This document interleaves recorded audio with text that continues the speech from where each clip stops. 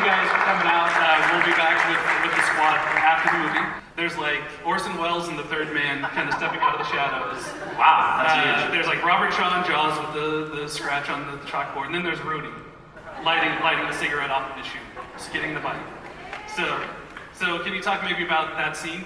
Were you actually the one to skid the bike and all that, or did they cut away?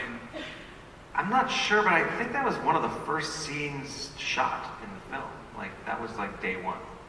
And because, new director, it was all, we had to go back and shoot that scene again, like weeks later. So I'm not exactly sure what made it into the actual film. But I remember shooting it twice. We had to go back to the schoolyard and do it again. Did you mess up, or was it? I'm sure it was my fault. It was your fault. Okay, so we have. You kill like most of the monsters in the movie. We know. Yeah. Andre actually gets Dracula. So did you feel, Ashley? Did you feel that Phoebe was kind of left out? Hell no. No. Come on, I saved the world. They couldn't get anyone without me. Technically, you kill all the monsters. Yeah, exactly. Phoebe's a badass. She is a badass. But you also have probably the most interaction with the monsters out of all the people in the squad. And as we heard before, Tom was very much in character. And I also remember you telling me a story once about how Duncan really freaked you out in the Give Me the Ambulance scene. So Duncan was so terrifying. Yeah. He was actually the scariest to me. Because even though Tom was always in character, he was supposed to be nice to me. So he wasn't scary. And all the other monsters, I would see them without their heads on. So Wolfman without his head on, and Mummy without the head on and carrying the little head. And so you're like, okay, these are people in costumes. Got it. But Duncan just was Dracula. And he didn't hang out with us either, the way that Tom did. He was just sort of like stalk around and look at us. So he was very scary, which is why Fred decided to scare me for that scene where he lifts me up by the chin. I had no idea that he would have his fangs or red eye contacts in, because he would never have them around me because it scared me so much. So they were like, you're gonna scream in this scene. And I was like, okay, when? And Fred's like, oh, you'll know. Being 5, I wasn't like, what do you mean? I was like, oh, okay. So that's a real scream. Totally so. Thank you. Okay, so Andre, one thing that I actually was kind of noticing on this rewatch, which I had always kind of subliminally known, but Fred and Shane wrote very almost gumshoe, hard-boiled detective dialogue for you. You're just spitting out, can it, Frank? You're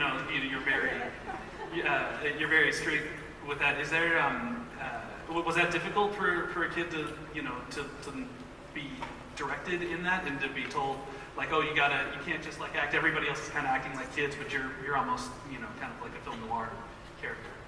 Yeah, and I'm not sure. It's interesting that you mention that, because you're totally right. And if you don't pay attention to something, it just flows anyway. But if you're looking for it, you can find something like that, which is really interesting. And when we watch, we've seen it a few times, and you kind of watch it from different perspectives. And sometimes I watch it from the writing, and sometimes I'm watching some random extra or something that's in the background that I've never seen before. But the writing's great, because both Shane and Fred can come up with good stories, but Shane's a great dialogue guy. And I think that's all coming from Shane, of his kind of two-person biting dialogue back and forth and kind of quick. Can it, Frank's a great line, but it's almost kind of thrown, but can it, Frank? It's like, where's Humphrey Bogart in here, But totally dismissive of the fact that he's a monster too. Right, we've totally brought him in, it's not even weird anymore. He's just there and I'm already dissing him. But at least you didn't call him Butt Love. I don't want to go there with him. He is a method actor, so we really don't want to go into that. I just think it was just kind of good, cutting, quippy dialogue that I didn't really remember having a problem with, because it's kind of smart-ass me telling people what to do. That hasn't changed at all. Maybe I'm the method actor. I know, backstage he was like, all right, so after the rap, we can fade the music down, and then we can come out and start the Q&A early. Sorry, we've done it and it works, so it's good. So they don't have to sit around waiting for the instrumental in the credits. We are going to have some mics, I believe, set up close-ish down here. Oh, there's one here, and there's another one on the side. And we are going to open up to audience questions. So if you have any giant audience, awesome participation credit question thingies, wave these guys down, and we'll start opening up. By the way, thank you for coming. One. Yeah. And thank you for this great venue. This is a fantastic place to watch this movie. Sounded and looked great, so audio and production. Like we said, we've seen this movie a lot of times, and we've seen it do a sequel to this movie. It would have to be one thing. It would have to be made for the fans of the original one, because there's a ton of you. And I think if you had a really great storyline with some cool stuff too, that paid tribute to the original fans, paid tribute to monster movie history, like we do here, but carried on even further, then I think it would actually be a pretty cool endeavor. I'm not saying there is a sequel, but I'm just saying. I'm not saying, but I'm just saying. If there's a really cool story, I'd love to see it done. I'd love to see these guys back in action, and I think we could all come back here and see it. That'd be great too. There's also been talk about a Goonies sequel, and I think if they do that, then we gotta fucking do one too. I thought about that a lot, actually, about a sequel, and I'm sure to my core that your dad got scratched during the werewolf fight, and that he would have to be like kind of a grandfather. You're not the only person that has said that to me over the years, so it's interesting. Yes. Just Joe's here, right? Okay. Yes. Yes. Great minds. Okay. Any other questions? We got one here. Thank you. My question is for Ashley. Were you actually on set when Dracula called you a bitch? And if so, did it even dawn on you, like, that's really mean to say to a 5-year-old kid? I actually was not on set for his coverage because of the child labor laws with filming. They would do a lot of our coverage, and then they would send us home. And then the poor monsters would have to act to nobody, to like the script supervisor. I also probably at that age did not know what the word bitch meant.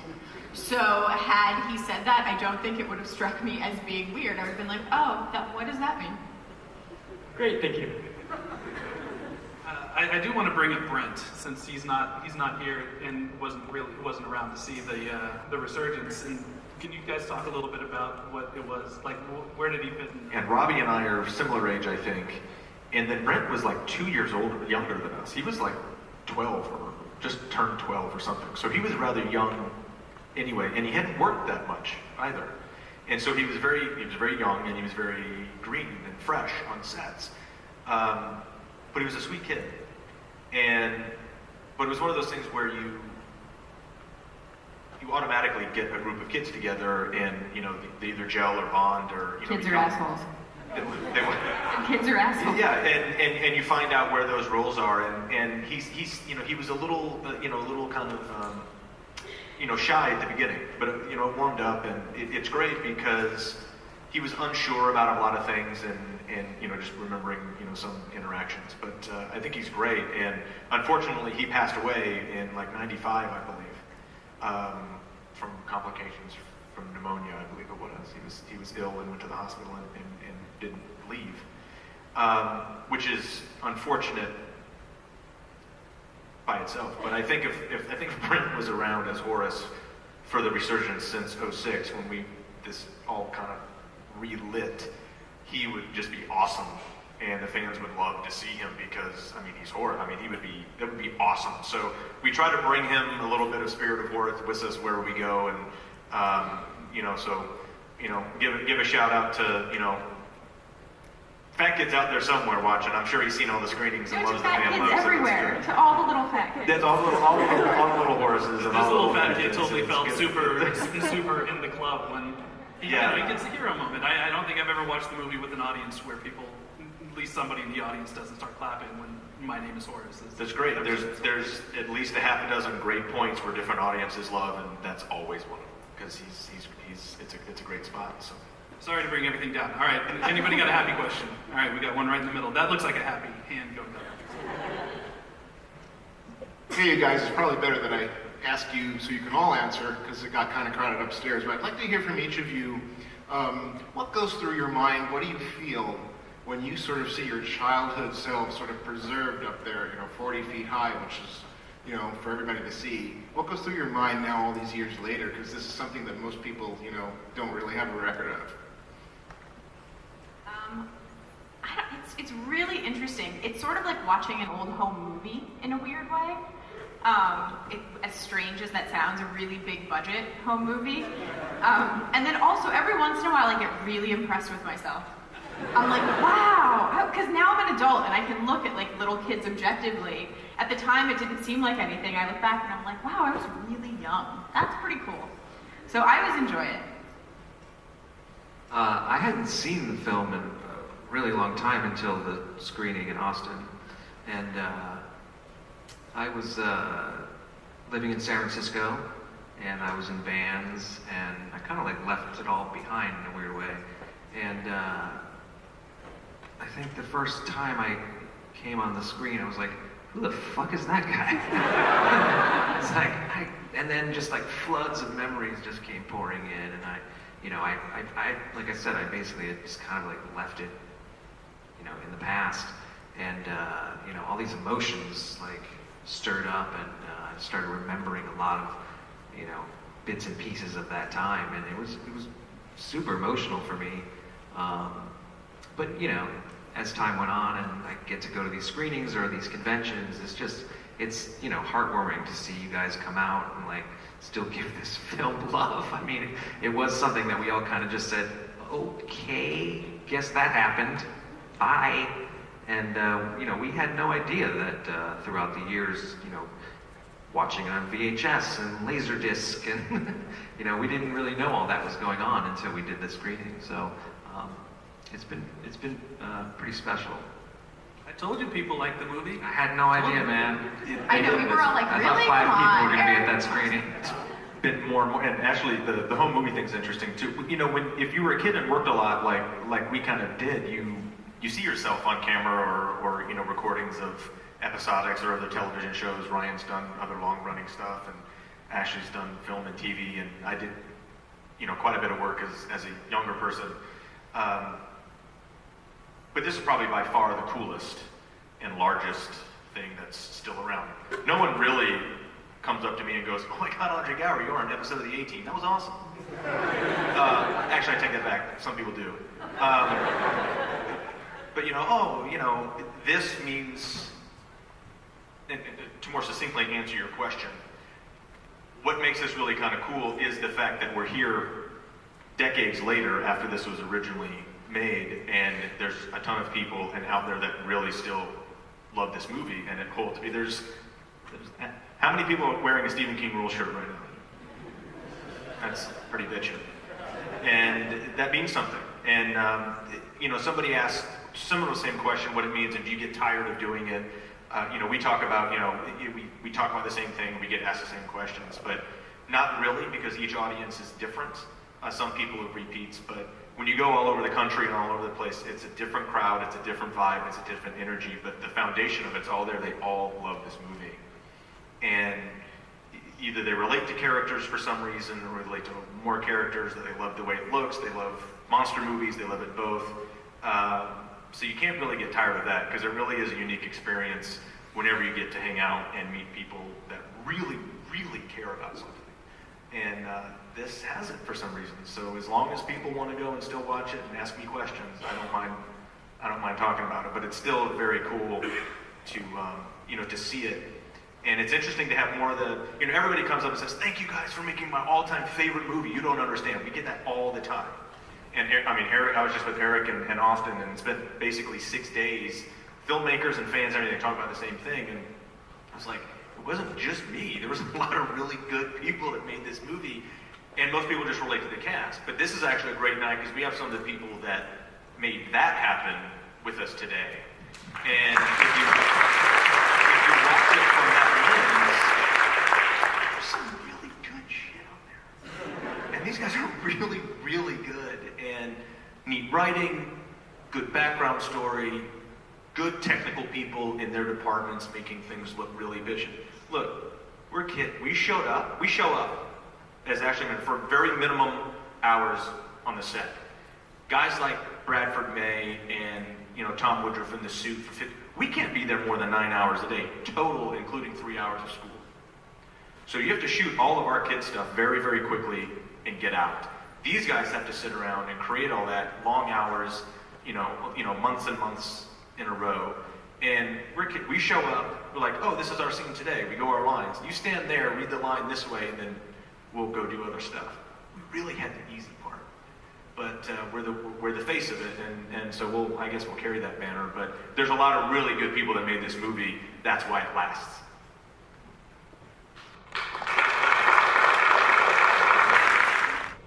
I'm in the goddamn club, aren't I? It's gotta pretty much define that character, I think.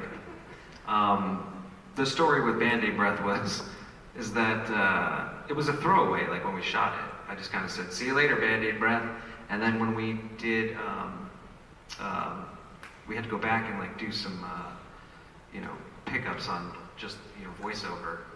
And I was with Fred, and we were watching the film, and he said, I don't really like the way that we got it. Like, I want you to sing it. You're a singer, like sing the line. I'm like, what are you talking about? Like, what do you want me to go like, see you later, Band-Aid Breath? Like, it's not gonna match up. He goes, no, just like you have it more like, So I was like, all right, let's try a few. And I said, see you later, Band-Aid Breath. And that's the one he kept. And every time it comes on, I'm like cringing under my seat. Please go away, line. I think for me, like you, it's kind of obvious of two. I think kick him in the nards is obviously the line. Personally, of course, I kind of dig We're the Monster Squad. Because there's a story behind that, and I was just talking to this guy a guy was writing a book about Dracula's in the movie, and I did the interview the other day, and it's the last line of the movie. It holds a lot of weight. It's supposed to kick it off, and I think I did it a couple of times where it wasn't really, I kind of maybe did it kind of corny or too, I didn't sing it, but, and Fred took me aside and it was like, because we're both Clint Eastwood fans, we would go see Clint Eastwood movies, and so I love Clint Eastwood. Most of Clint Eastwood's great lines, he's so understated and strong and kind of says them to the side or out of the side of his mouth or something. So he took me aside and said, let's do it one more time and do it like Clint would do it. Jeez. And so it's like, you could really do way too much. You go, and I think it was kind of a middle part of not doing it really well and doing it too much like Clint would have done it. And he's like, okay, that's it. And I mean, it gets a cheers and claps, and so kick him in the nards, and we're the Monster Squad. Probably it. Clearly my favorite would have to be Don't Be Chicken Shit. I mean, that's my favorite line that I say. Although I do think that my favorite line that somebody else says, which is kind of an odd pick, is when Stan Shaw says 2,000-year-old dead guys just don't get up and walk away on their own, and then they cut to like the mummy walking. I feel that's one of my favorite moments in the movie, just because I'm a smart ass and he's a smart ass. Sorry we skipped over you. Hi guys. So each of you, which one's your favorite monster, whether it's the original Universal monster or the Monster Squad version, and why? First? Okay.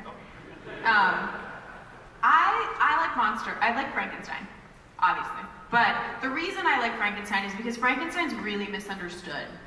And I think that that's sort of at the heart of this movie in a lot of ways. People who are looked down upon and told that they're wrong and told that they're evil and they're monsters, and they just are trying to be who they are. And I think that, the story of Frankenstein's monster is that he's created and made, and then everyone is horrified of him, and he doesn't quite understand why. And I think Tom Noonan does such an incredible job of capturing that in this film.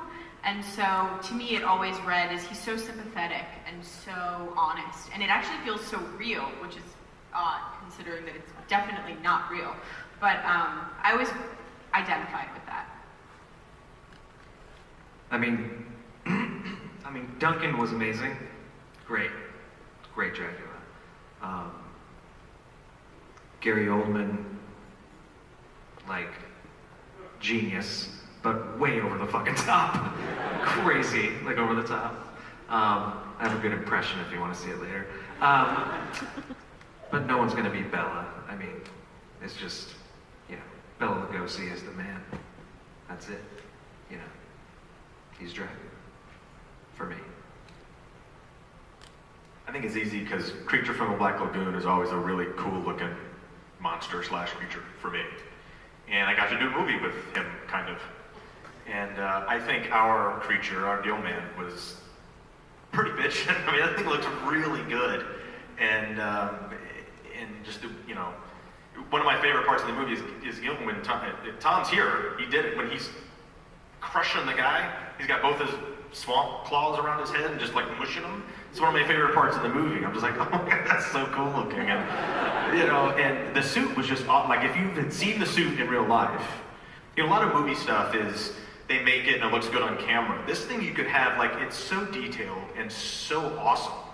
And it just looks really cool. And he goes in the water in it and comes out. He was talking about that scene earlier. We sat and watched that, like, it was crazy.